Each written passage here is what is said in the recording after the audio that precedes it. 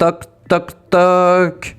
Y a quelqu'un? Aujourd'hui, on va parler d'une figure controversée mais incontournable. Yasser Arafat. Keffier à damier, uniforme vert olive, silhouette mondialement connue, Arafat incarne la lutte palestinienne. Mais qui est-il vraiment? Et que reste-t-il de son héritage aujourd'hui? Yasser Arafat, de son vrai nom Mohamedou Abdelraouf Arafat el-Qudwa, né en 1929 au Caire, s'impose rapidement comme le leader de la cause palestinienne. Très jeune, il est marqué par la Nakba de 1948. Cette catastrophe où des milliers de Palestiniens sont chassés de leurs terres à cause de la création de l'État d'Israël. Arafat s'engage alors très vite dans la lutte de libération de la Palestine. Il fonde le Fatah en 1959 et devient 10 ans après le président de l'OLP, Organisation de la libération de la Palestine. Son engagement est total et son courage physique est unanimement reconnu. Arafat a traversé de nombreuses crises. De la tragédie du Septembre Noir en Jordanie en 70 à Beyrouth où il s'installe en 71 avant d'être chassé par l'armée israélienne en 82. Après cela,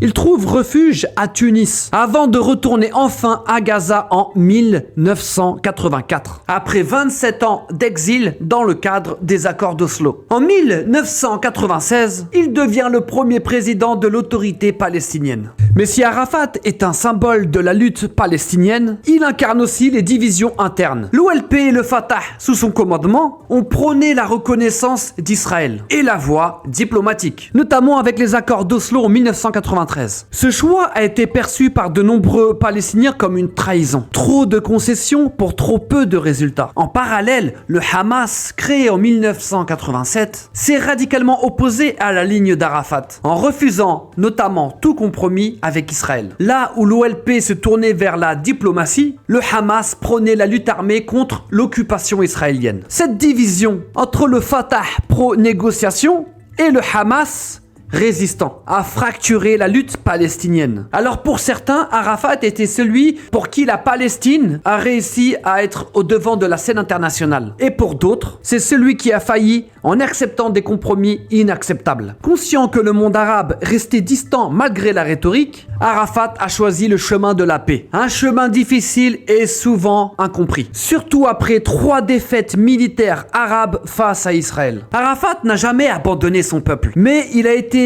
beaucoup critiqué pour sa gouvernance autoritaire. Les divisions au sein des forces palestiniennes entre le Fatah et le Hamas sont aussi héritées de cette période. Malgré tout, il est resté un leader charismatique jusqu'à sa mort en 2004 dans des circonstances vraiment très mystérieuses. La commission d'enquête palestinienne affirme avoir l'identité et l'auteur de l'empoisonnement au polonium 210. Le drame, c'est que son héritage est aussi celui des divisions. Le peuple palestinien aujourd'hui n'a jamais été aussi divisé. Et c'est ce qui affaiblit encore plus leur cause aujourd'hui. Arafat est passé d'une logique de lutte armée à l'exercice délicat du processus de paix. Mais l'a-t-il fait trop tard? Son rêve d'une Palestine libre reste inachevé. Et aujourd'hui, le peuple palestinien paye le prix de ces divisions entre diplomatie et résistance armée entre Fatah et Hamas. Alors, comment doit-on se souvenir d'Arafat? Comme un symbole de la résistance palestinienne ou comme un leader qui n'a pas su rassembler? Une chose est sûre, son héritage continue encore de façonner le destin de la Palestine. Merci, au revoir.